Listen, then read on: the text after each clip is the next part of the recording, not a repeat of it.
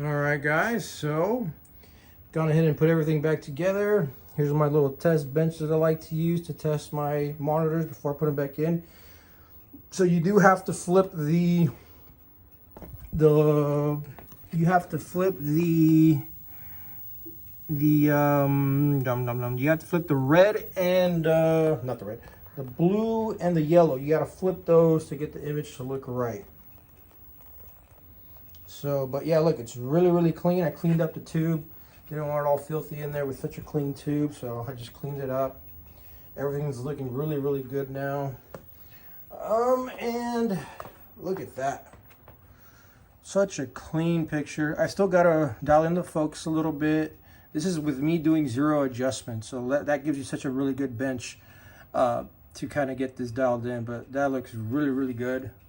Really set in. And we're set to go. Here's the original tube. As you guys can see, it says like Streetfighter.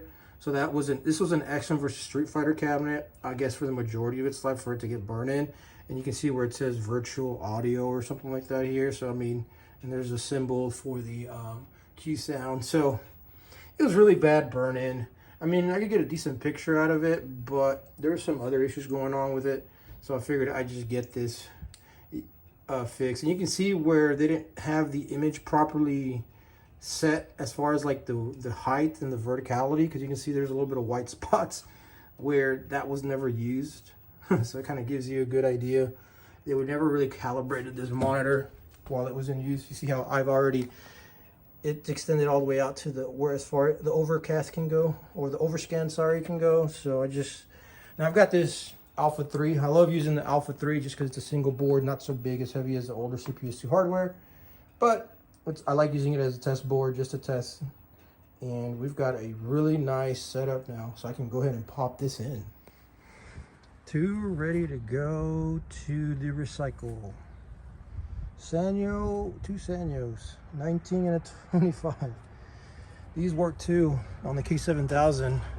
You just have to get a width coil adjustment, a width coil cap to adjust, but it's a DS19500. So those work on K7000. These work on K7000 without any adjustments. These you got to get a width cap adjustment. All right, guys. So got it resolved. It's looking good now. There's no jitteriness. Kind of dialed in the monitor for as best I can for now. Everything's really like crisp and clean. Not too bright, not too dark. I've gone ahead and thrown in this. The only thing different between that one and that one is that it has built-in Bluetooth. That's the only real difference. And it's nice and loud, and it sounds really good. So I'm really happy with that. Like I said, the Q sound Capcom is really just the CPS2 hardware. Let me drop that back down. So I get this really loud, and then if you want to use the Bluetooth for a little extra versatility, you want to play your own music. The only thing I'm going to do now is I'm going to drop in a subwoofer. I have plenty of subs. And then I've got to wire this coin door for the credits. So I'm going to do that to wire the credits, and it's going to be perfect. Very clean design. I still got to come up with a graphic here. It's probably going to be my ending video once I'm done with that, or the last clip I posted this thing, because it's already pretty much almost done.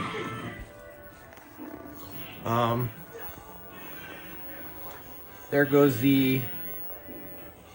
everything set up there. There is the RGB Pi. There is the Power Pro. Right now, the original amp is disconnected. There goes the chassis. All that's wired in properly. So everything is nice and clean where it should be. I think the only thing I got left to do is to adjust that Power Pro to be in a position where it exhausts properly out that back hole. The original power supplies are like really big, and I would try to save them just because they're very difficult to find. Like the ones that I sold to Twisted Gaming, Chris, they had the original power supplies miraculously, and they were working. So the only thing I had to do was fix the fans and a few little issues, like one of the fans had seized up, so I replaced the fan, stuff like that. But what I like about those is that they bolt on here in the back. There's like little holes you can bolt it, and it's exhausting straight out. And with these Power Pros, well, you can't bolt them in. It's not big enough. So what I'm gonna have to do is I'm gonna have to probably put like a 2x4 filler to raise it up to the right height. That way it'll exhaust out the back properly. But other than that, I mean, it's fine. And then I like that I can connect the amp for the sound amp right to the service outlet on the side of the Power Pro right there. So there's no hacking or wiring. Everything's nice, crisp, and clean, and it's super easy. So the cabinet just flawless, guys. Like super clean. But all right, guys. Yeah. So I've already done the mod for InfiniKey for the CPS2 hardware. Got rid of the battery. It's no more battery. We're good there. So the battery's gone. And the only thing that's unfortunate with this case is it's already starting to crack in certain spots. Some of it's already missing. That's how it came. So, fortunately, CPS2 hardware is known for that. It runs a little hot. It has a big fan here that kind of blows a lot of air because it does run hot. So, I guess with the heat cycles, the plastic gets brittle, just like on cars. Heat cycles of hot-cold tends to make the plastic get brittle over time. So that's just common. Some of the plastic tabs where the PCB grab onto were cracking or were falling off as I unscrewed them. So I had to glue them back together with a JB Weld epoxy to kind of make sure that that didn't break anymore. Because I need to have those tabs whenever I put the board back on. Because if not, the board will sink into the case and it won't connect properly on the connectors here. So I had to do that, but I'm done with it. I'm not going to open it up anymore. I got the InfiniKey. Thing runs perfect. Really happy with this. Really glad to finally have some CPS2 Super Street Fighter board going. And so, but now what I'm going to talk about is the RGB Pi. I'm a very big fan of the RGB Pi. But it kind of is a little bit lacking in some areas as far as being plug and play. So I found a much better solution for plug and play now that I'm going to show you here. And so these are some of the issues with the RGB Pi. Like if you want to do the kick harness, well, you got to solder wires. Or they did provide like a little connector there, but they don't provide the entire kit. Like, you know, that just makes it easy. There's some soldering you got to figure out and stuff like that. So, and then if you want to adjust the volume, well, you got to go there with a little screw and adjust the volume, stuff like that. And then you see here, it's kind of like great. I mean, if you want to adjust stereo, they do have a little switch there. It's on the back, it's hidden, but it's not easy because I mean, it's on the underside of it. So if you have it sitting here, you're gonna have to like take it off to do stuff. So it just is not plug and play, nice, friendly for a lot of people that are not DIYers is good. If you want a really easy way of doing it, get this sucker. So this is made by a guy out in Korea. This is information, crownarcade.co.cr, but he does have an eBay store that you can find it. I can't remember the exact link, but I like this a lot more because it has a built-in fan already on it. You just connect your Pi here. If you want to run JAMA or a kick harness, super easy. I know it says JAMA, but JAMA what really means is you run the 4, 5, and 6 player buttons on the actual JAMA harness, which is JAMA. I just get. And if you want to run a kick harness, you just flick it up here and you run the kick harness right here, which that one does not provide. There's no kick harness. But here you got CPS1 and CPS2 kick harness built into it. If you want to run the mono or stereo through the JAMA, it's already there built in for you because there are some boards that can run JAMA with stereo like MVS and some others out there. So it's really easy. It's on one side of the board and you can really get to do it. And then if you want to run the volume knob, well, it's super easy to run the volume knob right here. Look at that. It's a nice thick volume knob right here. Just grab it with your hand, you're good to go.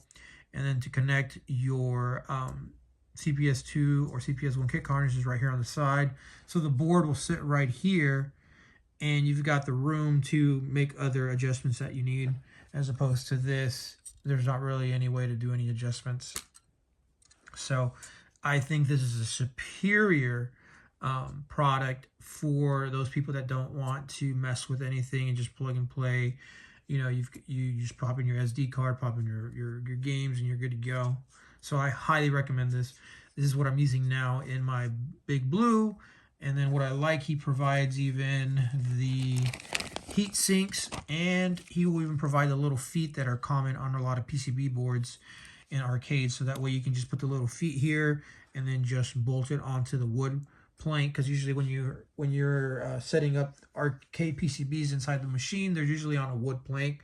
So you just drill the holes and put your screws, and then it's locked in. So this is much better. I love you, RGB Pi, but this is the way to go, guys. I highly recommend this product. All right, she's all done for now.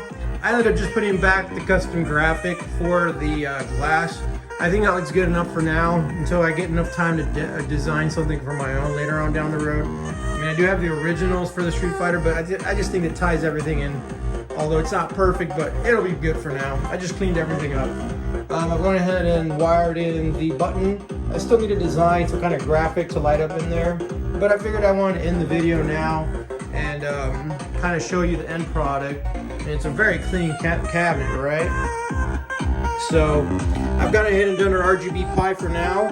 I love this stuff. I still have the Super Turbo original CPS2 hardware stored away. I'm gonna do a Infinity mod. That way I can remove the battery on it at some point. So that's down the pipeline. I'm just waiting for the Infinity keys to arrive so I can do that. But got a lot of stuff here that I can play. Monitor looks really, really crisp and clean. So I mean, if I want to play Super Turbo, just go over to it. Capcom Play System. So a lot of the CPS2 hardware is going to be right here. So if I want to play anything, it's all good to go, man. So if I want to play CPS3, I can play it. Even Alpha 3, Street Fighter 3, Third Strike. If I want to play that, I can play that. I did put a subwoofer, so let me open it here to show you the end product. So there is the amp right here. And then the subwoofer is kind of hiding right down there. So that's the sub that's kicking there, sounding awesome. And everything is wired nice in. Everything is good to go. And very, very clean, man. Can't believe I'm happy with the end product. So, and then I just go ahead and hit my, there we go. Welcome to the world of Street Fighter 3. Hey, battles. Well, I got the feature. Yeah, well, I got the feature. Yeah, we're good to go. You can hear, I don't know if you can hear the bass in the video. Ready. Engage. Sounds really good though. Do it in one hand. Or I can try to do it in one hand. Yeah.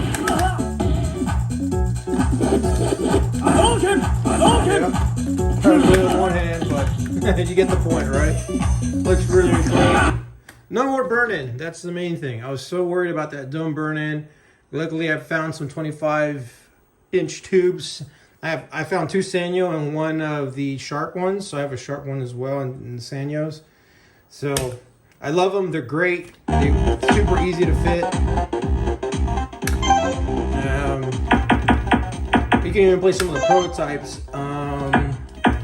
What are some of the, not prototypes, homebrew, there you go. Xenocrisis. This one's really fun. Love me some Xenocrisis. And then you can play also the Tada games. You can play those as well. You'll just only have a little bit of the basics. Commander Darius, we have a sounds really, really good, guys. from Outpost 88. Love it. Just works great. We have no time to lose, Lieutenant. Dispatch us. And then